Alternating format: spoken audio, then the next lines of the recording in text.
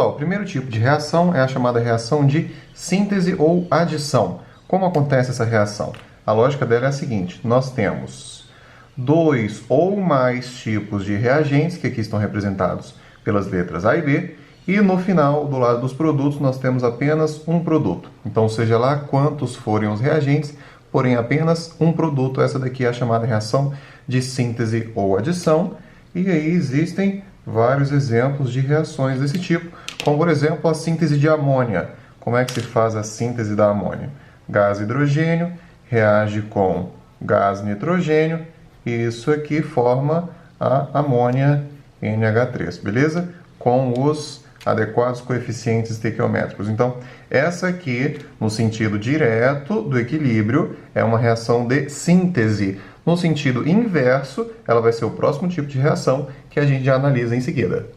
O próximo tipo de reação é a chamada análise ou decomposição, que é basicamente o contrário da reação de síntese, ou seja, a gente parte de apenas um reagente, aqui representado pela letra A, e este único reagente irá formar dois ou mais produtos, aqui no caso representados pelas letras B e C. Um exemplo dessa reação de decomposição aqui pode ser a reação inversa da reação de produção de amônia, ou seja, a reação inversa da síntese de amônia seria a decomposição da amônia. Então, nesse sentido aqui, onde a amônia transforma-se em gás hidrogênio e gás nitrogênio, nós estamos falando de uma reação de decomposição, também chamada de análise. Esse daqui seria um exemplo.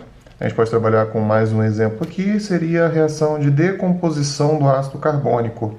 O ácido carbônico é o H2CO3, que também pode estar em equilíbrio com duas substâncias, são dióxido de carbono e água. Observe, nesse sentido tem uma reação de análise ou decomposição, pois a gente tem aqui apenas um reagente formando dois produtos. Se eu estivesse falando da reação no sentido inverso, nós teríamos duas substâncias formando apenas uma, então no sentido inverso, essa daqui seria uma reação de síntese ou ainda adição. O próximo tipo de reação é a chamada reação de simples troca ou ainda deslocamento. Sobre esse tipo de reação é relevante a gente pensar em alguns aspectos. Começando aqui, olha só. Imagina que eu tenho uma substância composta, seria aqui AB. E essa substância composta irá reagir com uma substância simples representada aqui pela letra C, ok?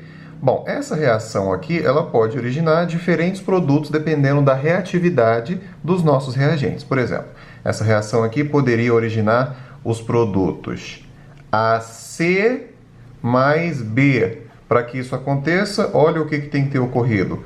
O C tem que ter substituído o B.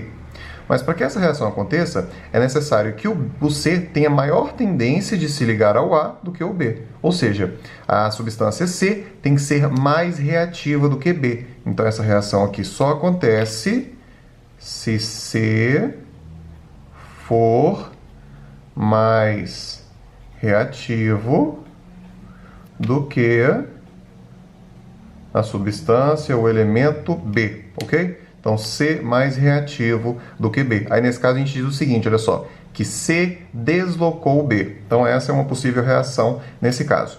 Uma outra possibilidade seria, eu ainda partindo aqui de uma substância composta e uma substância simples, e nós teríamos o seguinte, ao invés de o C se ligar ao A, ele poderia se ligar ao próprio B, e assim a substância, o elemento A, que ficaria sozinho, isolado.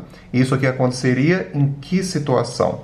Neste caso, olha só, o C tirou o A, mas para que isso aconteça é necessário que C tenha uma maior tendência de se ligar ao B do que ao A.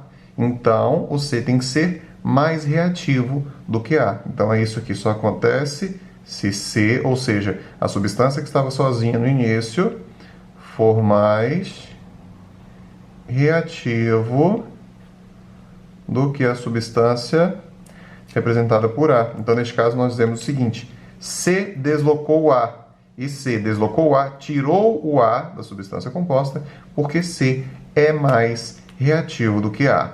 Vamos ver um exemplo de reação, que seja reação de deslocamento ou simples troca. Repara, olha só, eu tenho aqui o HCl, que tem tendência de reagir com o zinco sólido, tá bom? Metal zinco. E aí essa reação aqui tem tendência de formar a seguinte substância: o cloreto de zinco mais o gás hidrogênio com os adequados coeficientes estequiométricos, com o adequado balanceamento, beleza? O que a gente percebe aqui nessa situação? O zinco estava sozinho e ele foi lá e se ligou ao cloro, deixando o hidrogênio sozinho. Então o que a gente diz? Que o zinco deslocou o hidrogênio. Isso só acontece porque o zinco tem maior tendência de se ligar ao cloro do que o hidrogênio. Logo, o zinco é mais reativo do que o hidrogênio. Vamos anotar aqui essa observação. O zinco é mais reativo que o hidrogênio. Então, como você percebeu, é importante a história da reatividade, de saber quem é mais reativo do que quem. Então, às vezes, na questão, a gente precisa saber qual é a substância mais reativa para dizer se a reação acontece ou não. Por exemplo, se eu tivesse aqui um metal que é menos reativo do que o hidrogênio, a reação não aconteceria. Porque o metal, por ser menos reativo, não teria tendência de deslocar, de tirar o hidrogênio daqui. Então a gente tem que conhecer a reatividade das substâncias para poder fazer essa análise.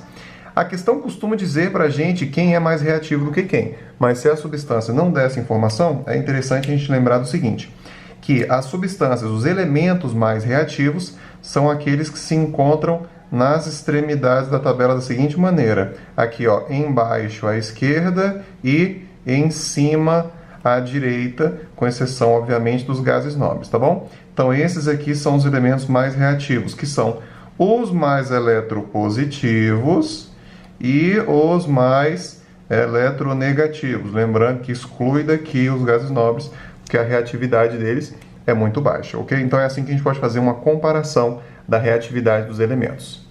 Muito bem, o último tipo de reação que nós veremos aqui é a reação de dupla troca. Resumidamente, essa reação acontece da seguinte maneira.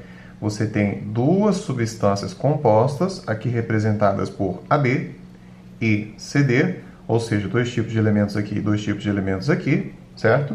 Ocorre, então, uma quebra das ligações em ambas as substâncias e nós vamos ter uma substituição dos átomos. Então, por exemplo, A se ligaria a D e C se ligaria a B. Então, eu tenho duas substâncias compostas que originam duas novas substâncias compostas. Essa daqui é uma reação de dupla troca.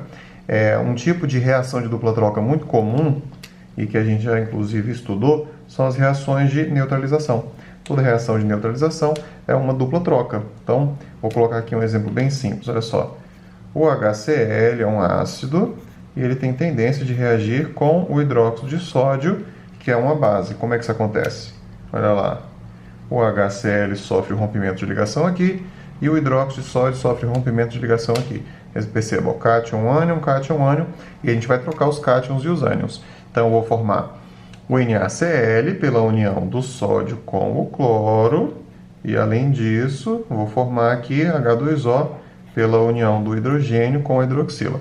Então, eu quebro no meio aqui e troco, no caso aqui, os íons, formando duas novas substâncias. Então, está aí um exemplo de uma reação de dupla troca.